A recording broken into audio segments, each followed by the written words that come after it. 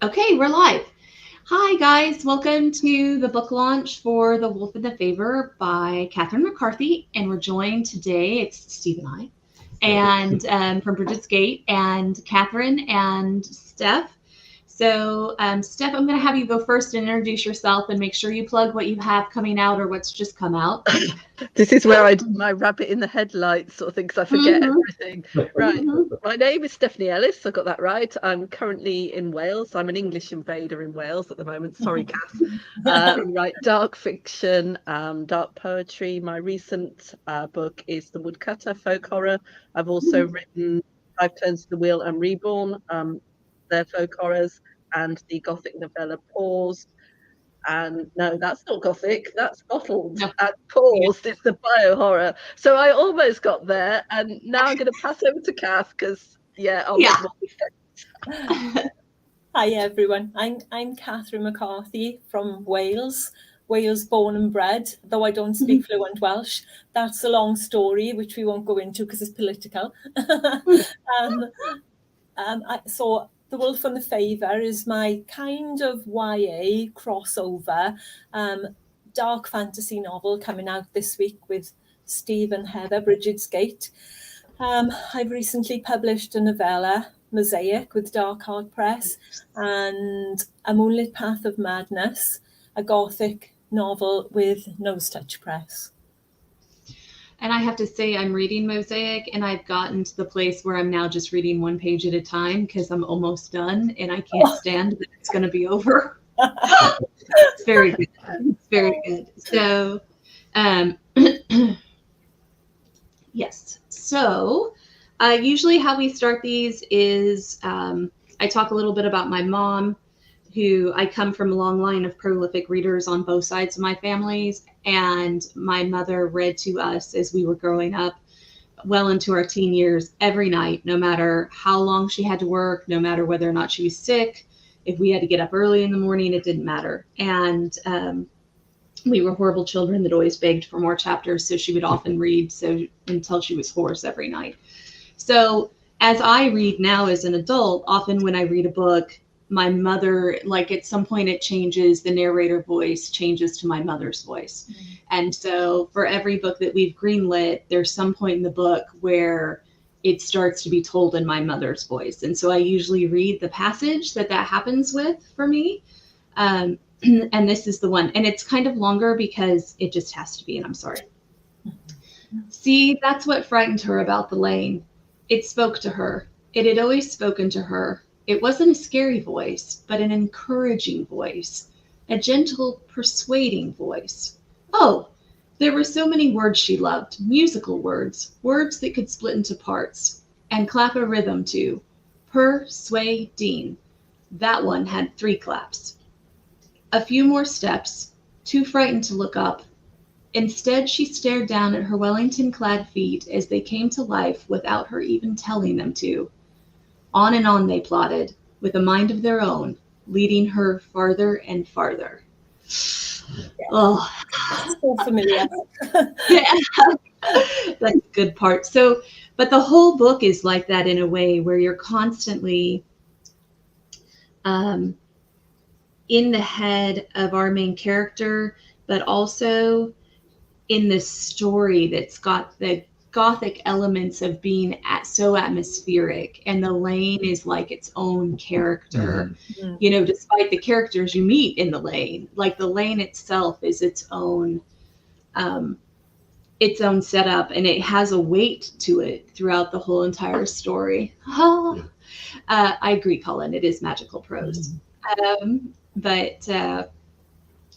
So I want to start by talking about your inspiration, because I know you posted on Goodreads a little bit about your inspiration for this story, but it's a good one. So tell us about what inspired you, or who inspired you to write the story. Okay, so 2 things really. A lot of people will already know that I taught primary children for 28 years. And I think the children you teach right back in the early days have like a really big influence on you, because you're learning to be a teacher really while they are learning to be a pupil. Yes, you go to teacher training college for 4 years, but like everything, you actually learn on the job. And I was kind of thrown into the deep end a little bit right from the beginning, because even though I taught mainstream, but in the UK we integrate children who have learning difficulties or neurodivergent children as far as possible. And my very first year of teaching, I had a pupil. I better not say his name, I'm afraid it's going to slip out. And he was a little boy who had Down syndrome. And my first year of teaching was in a nursery class, because I was qualified to teach 11 to 13. That's how it goes in the UK. But I happened to be in the nursery class for my first year. So he was 3 years old. But his sort of scores, his test scores, he was really an 18-month-old because he had Down syndrome. But I absolutely loved him. And the thing is, I had him for 2 years because he was behind then. He was kept in nursery for 2 years. So I got to know him and I felt like a parent to him, you know. He was absolutely wonderful little boy, just the biggest personality ever. And even though that was 30 odd years ago and he is now in his 30s, I just loved that child so much. I mean, his Down syndrome was part of who he was and made him the character he was. And he was just so funny and gorgeous. And I just loved him. So I always sort of felt like he's in my heart forever. And recently I started looking to see if I could trace his family, because I've moved 100 miles away from there now, and I managed to find his mum on Facebook, but she hasn't used her Facebook for 2 years, so I couldn't get through to her. So I Googled him and discovered, because he loved stories, this little boy, he adored stories, and even though, you know, his listening skills were quite poor because of his problem, he would always sit for story, and he would, you know, he had his favourites. And I was so thrilled to discover then that he was working in their local library. So that was like, he carried with him all his life, even though he's in his 30s now, and it's incredible to see him. So that was one of my inspirations. I felt like I wanted to do him justice, because I felt like he taught me as much as I taught him in my first year of teaching. So that was one thing. And the other thing is then, when I moved here, this cottage is, well, I say cottage, it's a Welsh farmhouse really. It's 200 years old. So if anyone reads The Wolf and the Favour, everything that they picture is actually here. So this is the setting for The Wolf and the Favour. Like even Hannah's bedroom and the little window at the side with the, she was adamant she wanted the sun to come in and she wouldn't have curtains. That was my bedroom, because we've got 2 windows and I wouldn't put curtains on the one. And the garden, the fish pond, but behind us is the lane. And when I write about the lane from Hannah's perspective, I always capitalise it, because like you said, Heather, it is a character, especially as far as Hannah is concerned. So the lane literally runs at the back of my house. You have to go out to the front to get to it. And it's just around the corner where I park the car. And then about probably a mile or so, if you could continue to go up the lane, because it's quite overgrown now, you would eventually come to a farm, which I've changed the name of in the story. But that's all very, very real. It's so magical out there, it really is, because behind the lane is the woods, and we do hear the creatures that I talk about in the book, and so the setting is very much alive. That's so interesting. I had no idea the setting was based on where you actually geographically live, but it's so vivid in this story. So vivid. So Steph, let me ask you, have you ever written a story that's based on where you lived or where you have lived? Because now I want to know. Now I want to know what stories I've read that are, because it is so real in The Wolf and the Favour. Like, I feel like it's someplace I could go and visit. And now I kind of want to go to Catherine's house just to walk it. Probably just stand at the bottom of the lane and refuse to go up. But I have written about where I've lived, and that's in The 5 Turns of the Wheel and Reborn. 5 Turns of the Wheel, it's got a pub in this village called Cropso, called the 5 Turns, and the 5 Turns is based on the Cider House, which is a pub I lived in, but it wasn't in a village. It was actually in the middle of nowhere pretty much, but there were little villages dotted around, sort of the same sort of distances as that little setup that I had in the 5 Turns, with Cropso in the middle, and then you'd have Reapers Hill and Salisbury and others dotted around them. Whereas in real life, it's places called like Six Ashes or Tux Hill or Claverley, places like that in Shropshire. So it was very much where I grew up. And the pub itself, when I describe inside, with its Victorian range and the tarred floor and the farmers playing quoits or darts and the beams and everything else, that is the pub as I knew it. There is a gallery. They mentioned a gallery upstairs. There isn't that, because the pub itself was actually a little farmer's cottage once upon a time. So the rest of it was added on. But the old bit of the pub, that was a cottage. And my bedroom was above one of the little bars downstairs. With its it had a wonky floor and little windows, and it was very cold and everything. But you would hear the singing, and from them below, you would hear them talking, and outside as well. So it was very much part of where I grew up. And then in Reborn, I did set some of it in Winchester. I mean, I lived down in Southampton for a long time with the family, and we loved going up to Winchester and walking around the old buildings and the water meadows, and then up St Catherine's Hill, where there was this old Miss Maze at the top that you could walk. It's next door to where the plague pits were, apparently, when they dug up the roads. But yeah, there are places, and I find it much easier. I don't know whether Cass the same, but when you can just feel yourself in that place, when you've been there yourself, you can really bring the senses in more rather than just imagining. I'm a great believer in using the little yellow person on Google Maps to do a little walk around places that I could never go to. But if you've been there yourself, you can remember. I was writing this scene this morning when you're in a blizzard and in a storm and the snow coming up, and I just remember going up a hill in the snow in a blizzard and not being able to breathe. That whole claustrophobia, you just bring it all back in, and that's why I do prefer to have a little bit of reality in what might be a fantasy world. Yeah, I agree, Steph, because I'm not a very visual person, as in like I have quite a poor visual memory. So like you, I like to have either gone to a place and you sort of mishmash them all up, it might be a church from this village in a woodland setting or whatever.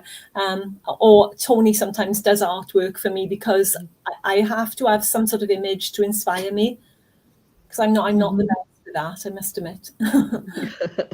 I remember when I was reading Immortelle, there was, which is another one of my favorite books.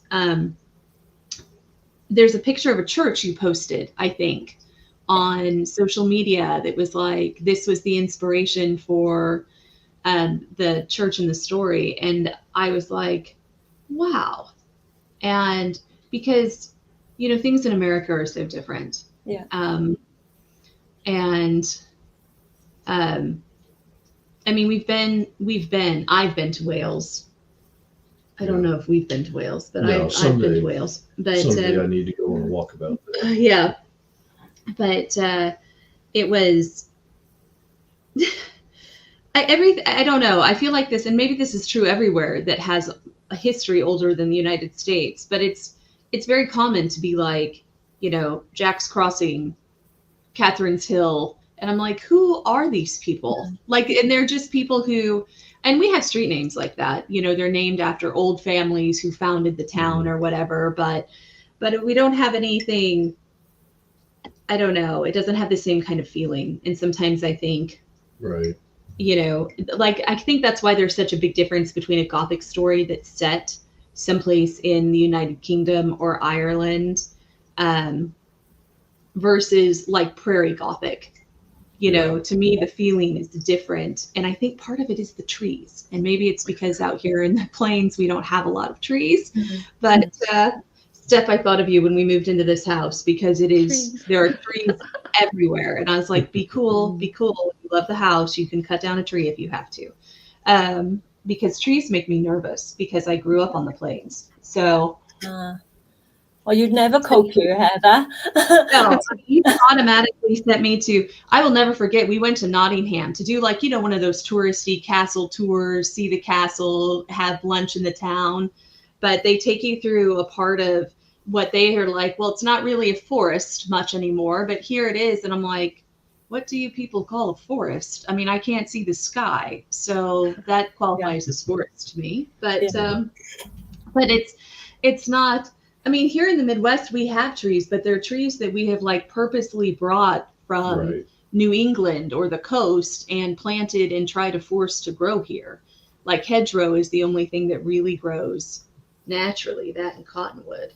But it's so you can automatically set a scene with me by just having woods. When they're like, she ventured into the woods, and I'm like, oh, here we go. Here we go. Nothing good happens with that many trees. Nothing good. Nothing I don't think I've ever written a story without trees and birds. Trees are Yeah. just like people. There's a little walk we go through, and there's some beech trees, and it's part of this ancient woodland that they're reclaiming, and you see the roots of the beech, and there's so much like limbs that you can just imagine they're coming out and grabbing you. That's what I'm saying. That's exactly what it is. Yeah. They're exactly like people. And why are there so many people together in one spot? It's like New York City in the woods. I see Colin Leonard mentioned there in reference to the pub. Hope they don't Make do sacrifices there, steps. No, there were no sacrifices, but I wish they used to learn the songs that they would sing a bit better, because Wednesday night, from what I remember, was live music night, and there'd be somebody in singing, usually folk songs, but the farmers, they'd usually just sing the one line again and again and again. So it was Down by the Stream, Nellie Dean, and I never knew what Nellie Dean got up to, because it's just that one line all the time. Over and over. So, go ahead. No, so Catherine, one thing I wanted to ask in reference to the Wolf and the Favour, and I know in some of our conversations you mentioned the Welsh mythology or folklore. Can you tell us a little bit about elements there that may be in the book or that inspired you with this story? Yeah. In the story, I incorporate quite a few sort of references to different little bits of Welsh folklore, and Welsh folklore is very closely linked to the history of Wales as well. So, for example, there's the story of Gelert, the dog. Yes. So Steph will know as well that in North Wales there's a little town called Bedd Gelert, which means Gelert's grave. So Gelert was a folklore dog who Prince Llewellyn was master of, and that's a story in itself. I won't bore you with the whole story there, but it becomes one of Hannah's favourite stories, and she gets her father to tell her that one regularly, and they actually go and visit Gelert's grave together. There's a little story of Devil's Bridge. Devil's Bridge is a real place, just not far from, well, probably about 3/4 of an hour from where I am, and that story is incorporated in the book as well. I've actually got that ready as an extract if you did want me to read it later. It's up to you. It doesn't matter. I like that. And there's the story of a lot of people, I'm not really like a staunch Welsh person. I'm not, but one thing I do love about Wales is our flag. I think that the red dragon in the middle of the flag is one of the coolest flags of all. So there's a story I incorporate about how the red dragon came to be on the flag, to do with the white dragon, which was the English dragon, and the red dragon fighting under a mountain, and whoever won would have the mountain named after it. So there's that one. And then there's the bit that links with what, our sort of Halloween. Norse Calangaeth is would be our sort of Halloween, 31st of October, just the same, when the spirit world is able to mix with the living, So it's the same sort of thing as Halloween in the rest of the world, really. But Calangaeth is the first day of winter, which is the 1st of November, and Norse means night. So Norse Calangaeth is the night before. So Hannah has something dramatic happens in the story on Norse Calangaeth. It sort of takes a turn for the worst.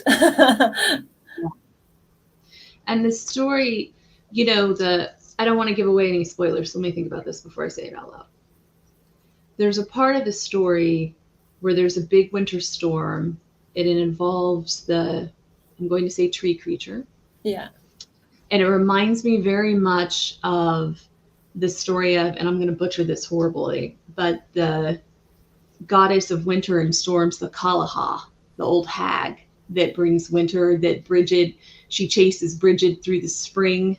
And Bridget finally outpaces her, and spring comes back to the land. Right. But I felt, and I first heard that story in Scotland, but someone told me that it's very universal in like England, Wales, Scotland, but that scene with the storm reminds me so much of the stories of her, and it reminds me very much of like that freak storm of winter, where winter tries to hang on.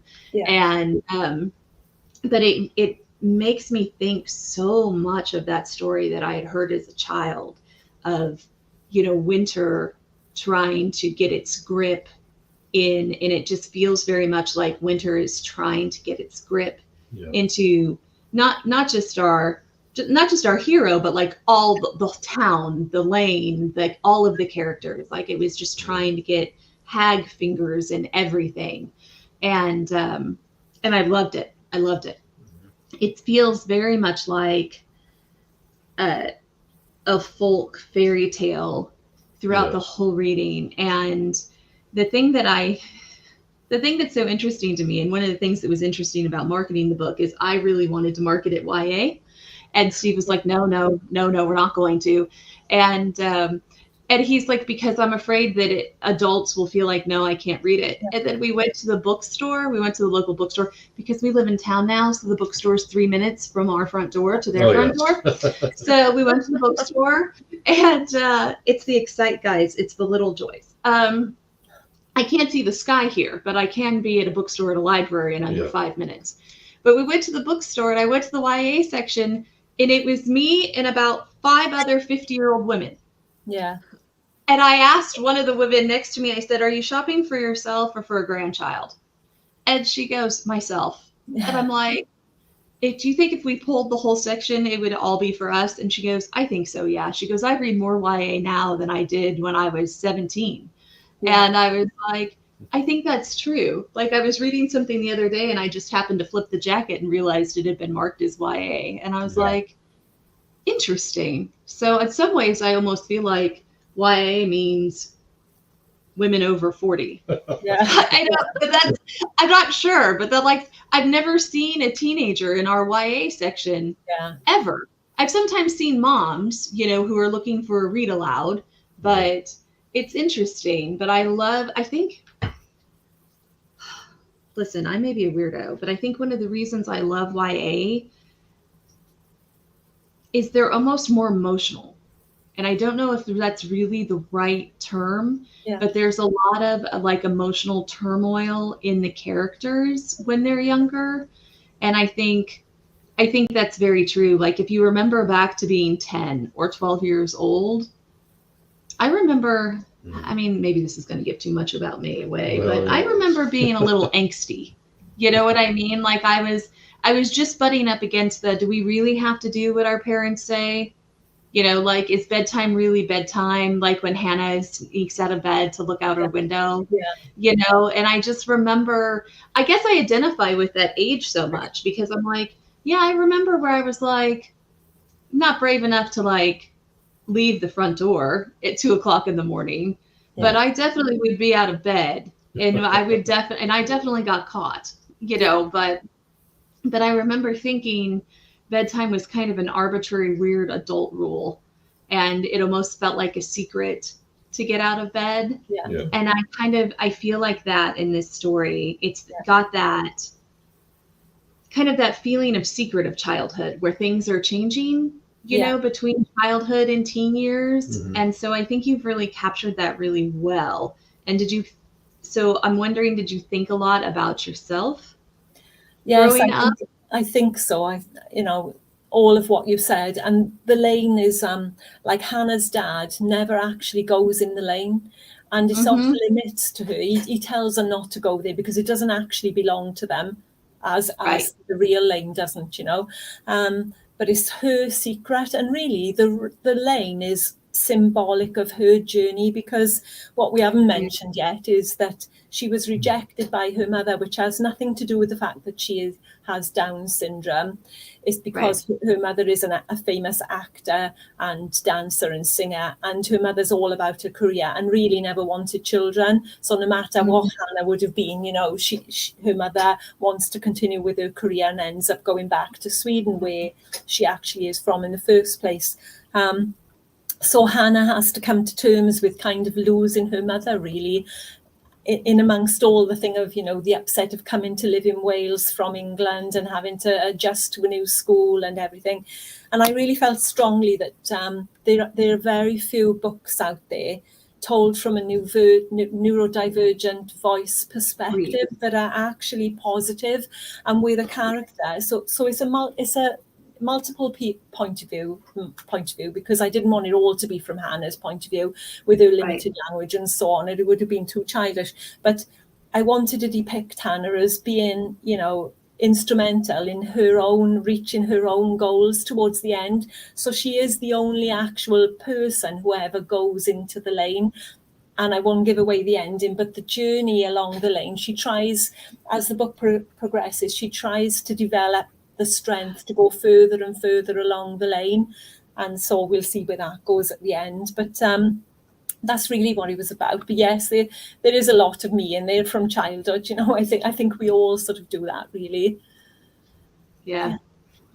I think that one of the reasons I love this story is we have an acquaintance who has a child who has Down syndrome. And she said one of the biggest struggles is that it's fairly easy in America to find like kindergarten through second grade stories with children who are different or have Down syndrome or a neurodivergency of some kind. But it gets harder and harder to find stories that involve like middle grade age children or teenagers or young adults. Mm-hmm. And so I was really excited when this one came across because I was like, oh, great. Because one of her biggest complaints is once your kid turns 6, there's no one like them to identify with. Yeah. And I know we struggled with that. Is it's easy to find stories with kids who are hearing impaired under the age of 5.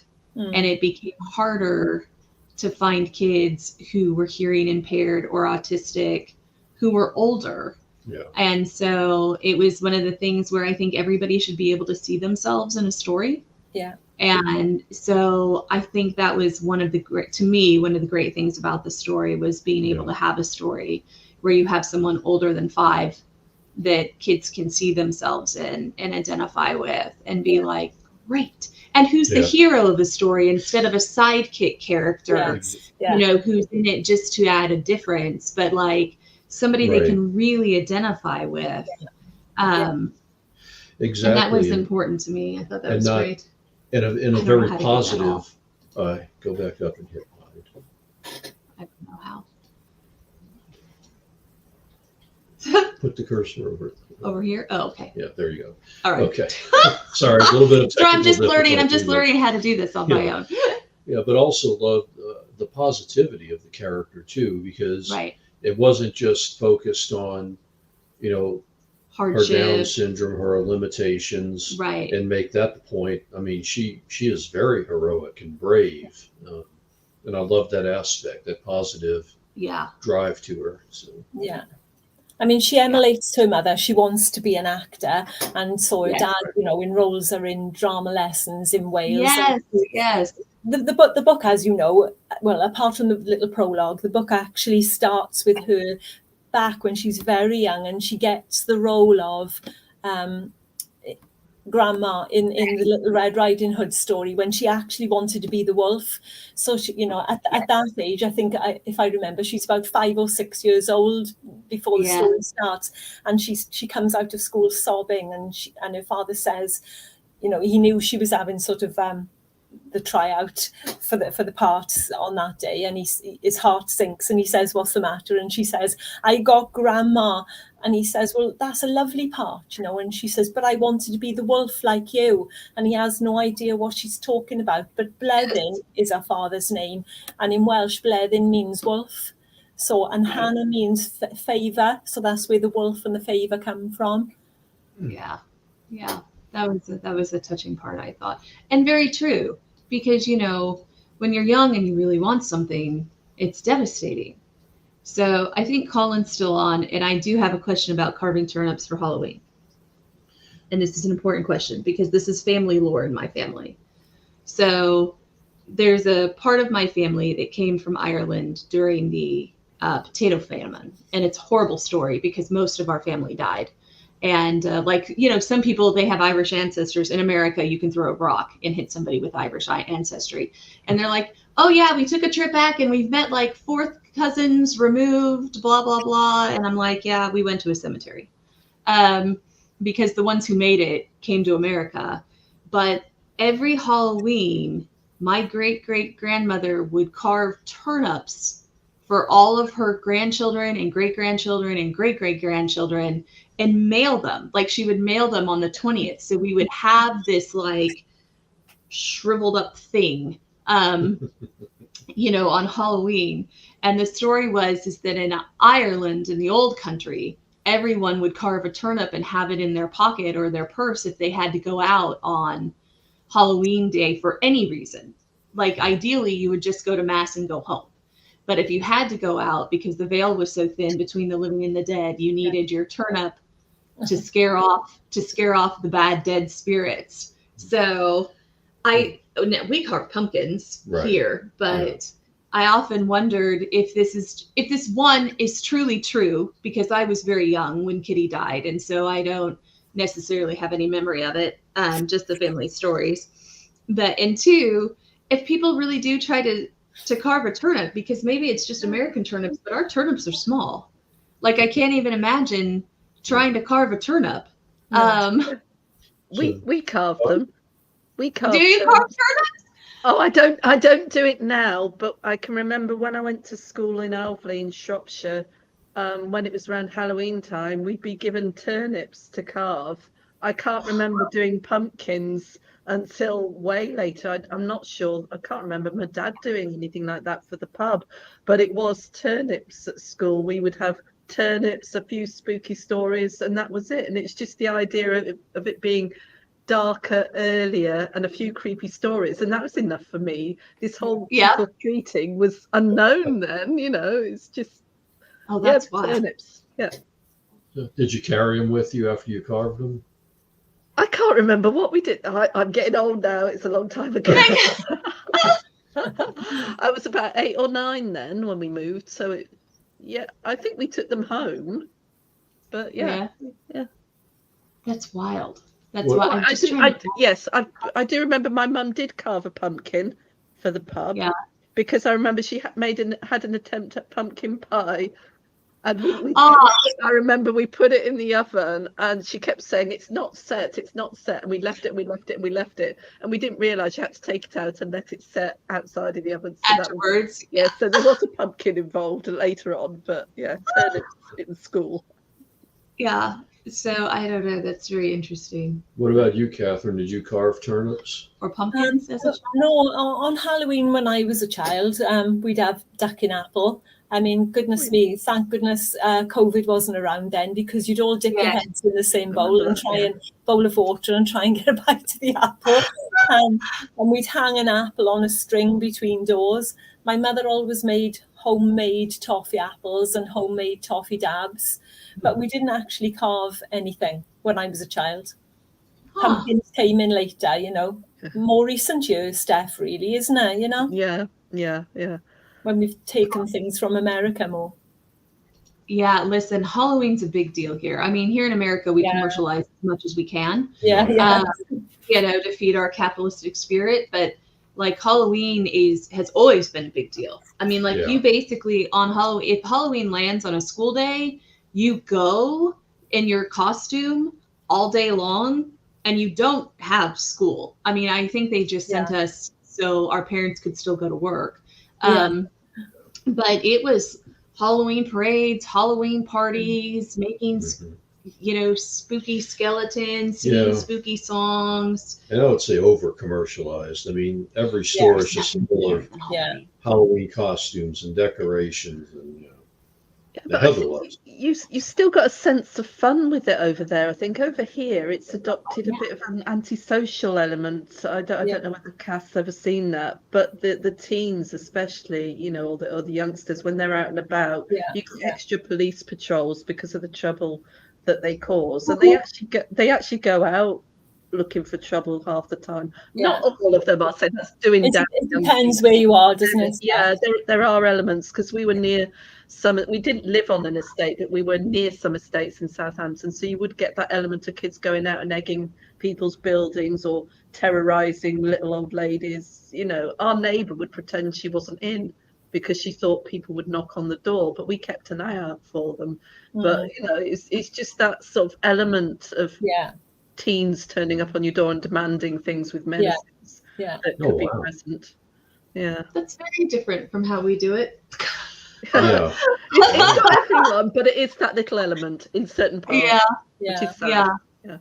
And going back to Vivian's question there, saying about they won't allow children to call it Halloween. I don't know what it is now, because I've been out of teaching now for 5 years.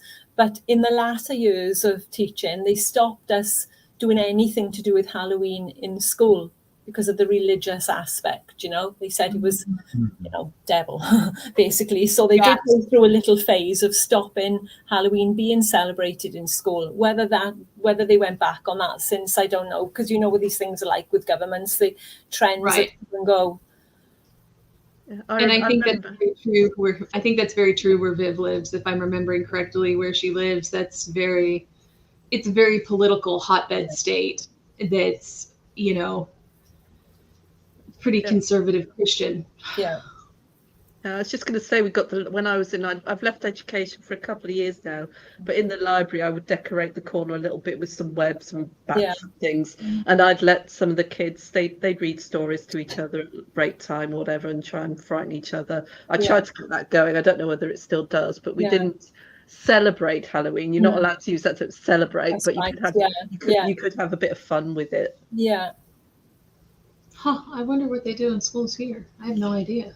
No idea. That's interesting, though. But it's always been a big, and I don't know. I mean, maybe this is just where I grew up, but there's always been an element, because Kansas is an odd place where we're a mix of, you know, if you go down south, you can very truthfully say that if you threw a rock, you'd hit a Southern Baptist church everywhere down south. Yeah, probably 2 of them. And Kansas is more of a mix of almost like a mutt dog of different branches of Christianity. Here, if you throw a rock, you'll hit a church, but there's no telling whose. And so, you know, that's the one thing people always say when they come to Kansas. They're like, there's a church on every corner. And I'm like, yeah, but whose church? You know, I mean, some of them don't even belong to any kind of, you know, denomination. And there's a lot of towns out in western Kansas. We found this when we did some of our road trips, that it's predominantly Catholic. I mean, as you're driving by from the highway, you can see the cathedral standing there in the distance, and it almost has an older feel to it, where the town is built around the church. And the church is at the center. I was going to ask Kath, because in Wales there's a lot of chapels, aren't there, Kath? Yeah, lots of chapels. And then you've got a chapel, and around here there's chapels and churches everywhere. I don't know how much down near your way, but so many.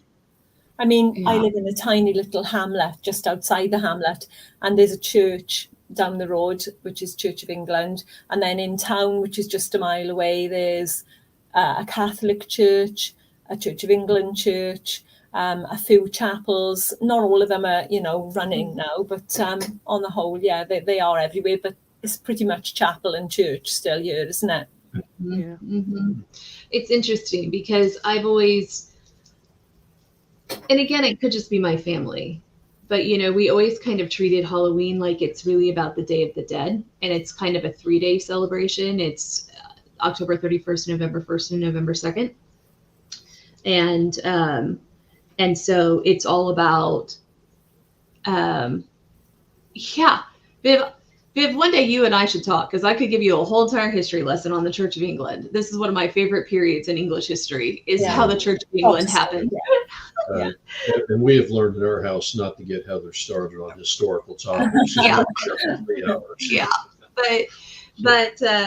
But yeah, so it's the Church of England is what got started in the Tudor period, because they broke from the Catholic Church. And so, Viv, you and I would not consider Church of England Protestant. after being exposed to Southern Baptists, but technically they are. You and I, if you and I were to walk into a Church of England service, we would be like, hey, this is like Episcopalian or Catholic. This isn't really that different. But, Right. But, you know, in America, once you've been exposed to any of the Protestant services, when you go to a Church of England service, you're like, I mean, you can call it Protestant if you want to, I guess. But since you don't tithe to Rome, I guess that's technically true. But it feels very Catholic, kind of like Episcopalian feels pretty Catholic. But they're different. They're very different, but in some ways. But yeah, so it always had a religious element when I was growing up. But it was kind of like because there are so many churches here, it was kind of like a choose your own adventure religious element to it, you know? So like some kids took it very seriously, and their Halloween costumes would be like saints costumes. And some kids would dress as, you know, whatever horror movie had just come out that summer. Or superhero thing. Yeah, or superhero. So it was like a wide range of, you know, costumes to scare the spirits of the dead, or fun horror superhero costumes, or religious costumes. So it was very, it was kind of a choose your own adventure. But to me, Halloween has always felt like there's a the heaviness to it.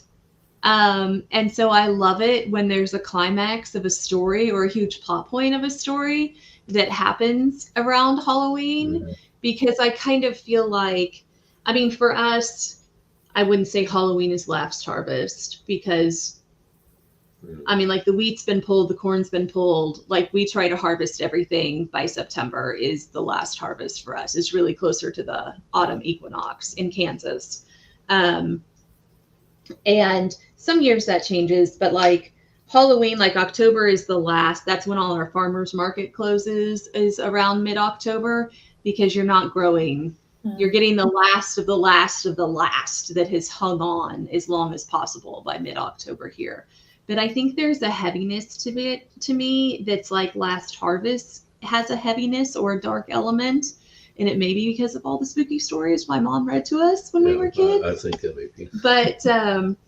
But Steve always gets nervous around Halloween, because my mom and I will sing things like, it's time to sacrifice the Corn King. And, you know, I have a sister, so there are not a lot of men when my mother shows up and starts looking around at Steve and my brother-in-law. And so they're like, oh boy. But it does. So, and I feel I like the climax of the story, and I don't want to give anything away, but it has the weight of that holiday to me, that holiday kind of has. And so to me, it's like an extra bonus feeling to the story. Especially because the Lane is so heavily involved. And it's really funny. I've read the story several times, and I know the Lane is capitalized, but I didn't think about it being capitalized. The Corn King, look out, Steve. But that's worth showing. But I didn't put together like the Lane is capitalized because it's a person's name, you know, because it does have such. That's one of the things I love about Gothic stories, is that atmosphere is a person, you know, in this story. And the Lane definitely is. Like, I'm going to tell you right now, I would have never gone down the Lane, ever. Like the first time Hannah does it, I'm like, this girl's going to get murdered. She's going to the trees are going to kill her. Nothing good happens in a tree-covered lane. Yeah, and I think I'm completely different. I'm the type of person that the horror stories are written about, because I absolutely, I'm going to go down the lane and see what's there. I have to go explore it. Yeah. Every time we watch a horror story. I'm going to go see the witch's house. I don't believe you. I got to go see. Anytime we watch a horror movie, I'm like, this movie would be over 7 minutes in. Yeah. Because I would not go outside. I would not go downstairs. I would have the police on the phone the minute anything happened. And Steve is, I think, who the characters are based on. Yeah. He absolutely goes to check out the strange noises in the woods. He absolutely would go go up a lane. He would absolutely walk across the cemetery at night. He would absolutely go to the old witch's house, to go in and steal something on a dare. Absolutely. Absolutely. You are like the typical horror story character. And maybe I'm a coward in real life, but there's no way. No way. What about you two? You hear a strange noise in the house, are y'all going to go investigate? Or is it more like, nope, next house? I'd investigate, but I'd put the lights on. I'm not like those women who go into the dark room or anything else. I put all the lights on as I go up and make sure I had a clear escape route. Yeah. So I'd investigate. You can face your death, so you can see your death head on. Yeah. Okay. I think I'd rather take my chances in a cemetery at midnight than walk across a field of cows or bulls. Oh, yeah. I think I'm more scared of reality. Yeah. Viv, you would investigate too? Boy, not me. Not only will I not investigate, if I am fairly certain death is coming, I close my eyes. I don't want to see it coming. Yeah. And that's been a problem a few times in our marriage, because Steve's like, we don't close our eyes. One time I was driving and he's like, you don't close your eyes when you're driving. And I'm like, no, when death is coming, you just close your eyes. You don't run towards it. You're just like, okay, I just need a moment of peace. The end is here. Yeah. But yeah, and I have to assure the end is not here. It's not time yet. Open your eyes back up. Let's go. When there were 2 times we thought someone was in our house, an old house. And both times I wanted to call the police immediately. And both times Steve got up to see. And I was just like, okay, but then you're going to die.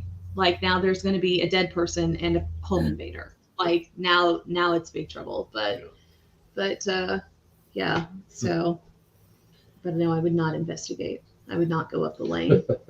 I would not. I guess maybe I'm just not a curious person.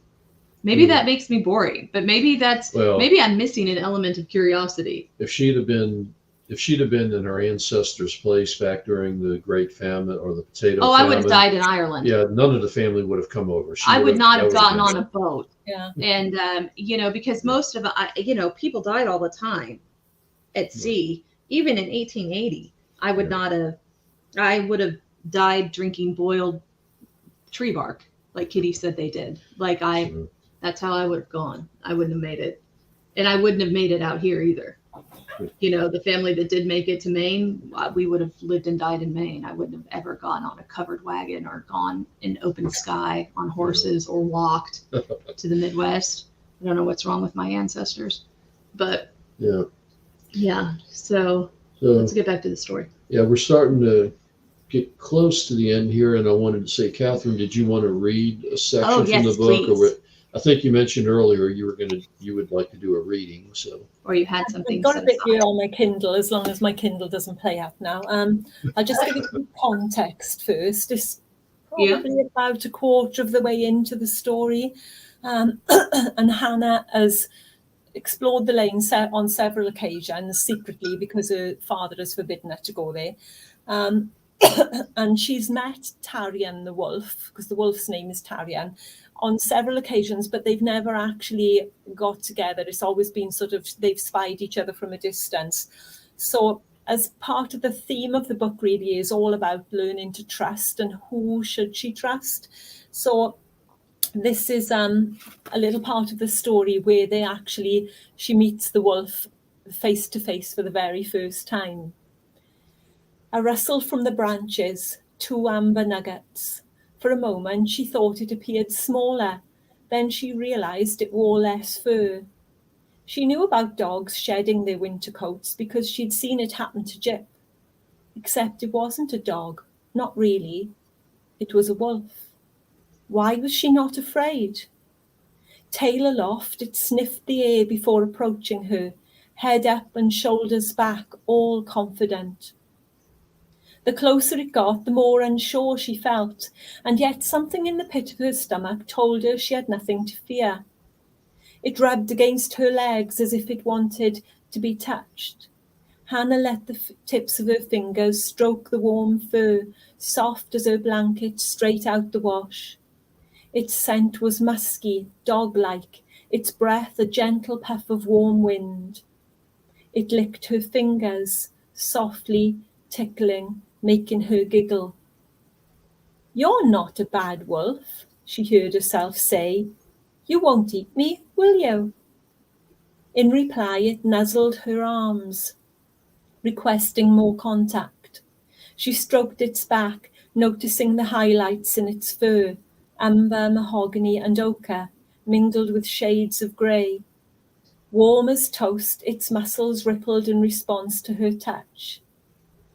"I know a story about a wolf," she said, her voice little more than a whisper. "In fact, I know lots of stories about wolves." The wood had fallen silent, holding its breath in anticipation of what might happen next. She remembered how the birds had suddenly stopped singing all that time ago, the first time she'd heard the rustle from her garden. And then, to her astonishment, the wolf spoke. "And I'm certain the wolf is evil in every one of those stories." She hadn't expected that. It threw her off guard, causing her spine to tingle and the fine downy hairs on her arms to stand on end. She slumped down on the stone wall in shock. "You can talk?" "Indeed." It sat beside her, panting, its focus not on her but away into the trees, lost in thought. She pictured Dada, and a wave of guilt washed over her. He'd drummed it into her not to talk to strangers, and she'd always listened. Now here she was, not just talking to a stranger, but to a strange wolf. The wolf seemed to sense her unease, and so, as she moved to stand, it spoke again, calmly, pleading almost. "Before you go, may I tell you a story, Hannah? Listen carefully, for this story bears an important message." She didn't know what to say, so instead she nodded, the smallest of nods. As it told its story, it studied her closely, so she was able to see how its heart felt at the telling. Its amber eyes, flecked with blue, twinkled as it spoke. "There's a place not far from here called Devil's Bridge," the wolf said. She gasped and put a hand to her mouth, shocked at the word devil. The wolf's voice was calm, yet it wasn't the voice that had whispered her name, because that voice had been smooth as silk. The wolf's voice had a slight husky tone, like crunchy peanut butter, yet something about it suggested it was a female wolf. More butter than peanut, if that made sense. "Oh, don't worry, the devil's not there now," it said with a throaty chuckle. "Long, long ago he came to visit Wales. He'd heard how beautiful it was here and was sorely tempted to see it for himself. Remember, the devil is always on the lookout for new souls." The wolf fell silent. Had the wolf finished? If so, it wasn't much of a story because nothing happened. The wolf yawned, its mouth a pink and black cavern, and shook its huge head before continuing. "The devil came across a little old lady who seemed very upset. He asked her what the matter was, and she told him her cow had wandered across to the other side of the river and she couldn't get it back." The wolf glanced at Hannah to ensure she was listening. "What you need here is a bridge," said the devil. "Go home, and when you return in the morning, I will have built one for you." The old lady was thrilled. "All I ask in return is that I get to keep the first living thing that crosses the bridge." Hannah nodded. "Fair enough." The wolf observed her for several moments before continuing. When the old lady returned the following morning, there stood a fine bridge.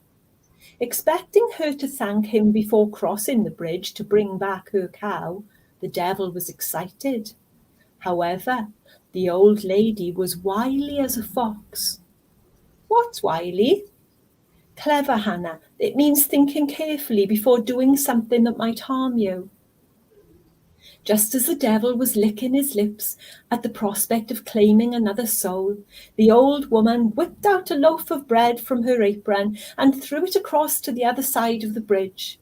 Swift as a hare, her little dog ran across to retrieve the bread. So you see, instead of claiming the life of the woman, all the devil got was a little dog. The story had ended. Hannah knew because the wolf didn't say any more. She liked the story, though she wasn't sure about the ending. She didn't like the idea of the devil having the poor little dog's soul just because the dog wanted the bread. After all, it was an easy mistake for the dog to make. She paused before speaking, her forehead lined with indecision. "Why did the devil want the dog?" she asked, not sure she wanted to hear the answer. The wolf stretched its front paws, stuck its bottom in the air, and yawned again.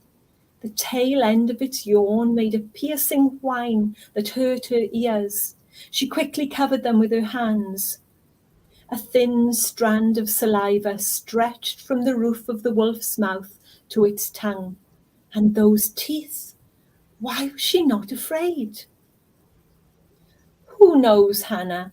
Sometimes the ability to take the lives of the innocent is enough for those who are evil. Suppose, she said, not wanting to show she hadn't understood. We must always be on the lookout for those who try to trick us, Hannah. Do you understand? Those who pretend to do us a favour when they actually mean us harm. She watched its eyes. They still seemed kind. Thank you, Wolf. And I'm not afraid of you anymore. When I come again, will you tell me another story? When you return, Hannah, when you return. Now you'd best be off, or you'll get into trouble. But remember what I told you. That was a good part. Yes. Because the story ultimately is about who can you trust, in the woods. And it's interesting because when you meet the characters in the woods, it seems very likely that you could trust them both. Yeah. It seems very likely that you could make a wrong step. And so that's a great part to read, And it was funny because I had never heard the story of Devil's Bridge before. And Steve and I dream all the time of when we'll go back to England and Scotland and Wales. Yeah, and Devil's Bridge is on the list. Right, and Devil's Bridge is on the list. I told Steve, I was like, there's a hotel not too far from Devil's Bridge. So if we could just get to Devil's Bridge, there's some place we could stay and then go walk around it. But now Steve thought it might be more attractive to go see the river than walk the bridge itself, but whatever. I mean, he doesn't know. He hangs out in trees. So, well, yeah, but yeah, so it's a great story, and I think it really touches on the difficulty that neurodivergent children have in learning who to trust. Yeah. Outside of the voice of their parents, and then some of them have to learn that their parents aren't the trusted voice. So it's a complicated story. That's one of the reasons I like the part of Hannah's mom. Because in a way it's a show that she needs to trust her father's voice because her mother's voice is inconsistent and often absent, and so shouldn't be the trusted voice. So it's a very complex story for such a short story. Yeah. Because often, you see more stories, I think, more novels with, if it's a single parent family, it tends to be the mother. So I also wanted to do it from, this is I like that too. This is the father who brings up. Yeah. One other element I really enjoyed in it is I think you do a really great job of bringing in all the senses into what's going on, because the scent of the mother's perfume and everything. I love how all those elements come in. Yeah, it definitely paints a better picture in your head.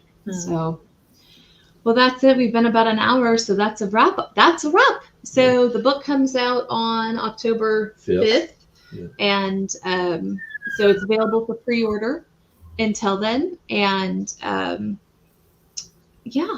Is there any final thing you'd like to say to your readers, Catherine, before we go? Well, I hope they'll trust the story, and like you say, you know, is it YA? Is it even upper middle grade? Is it adult? I think, honestly, I think it's for anyone who has a heart.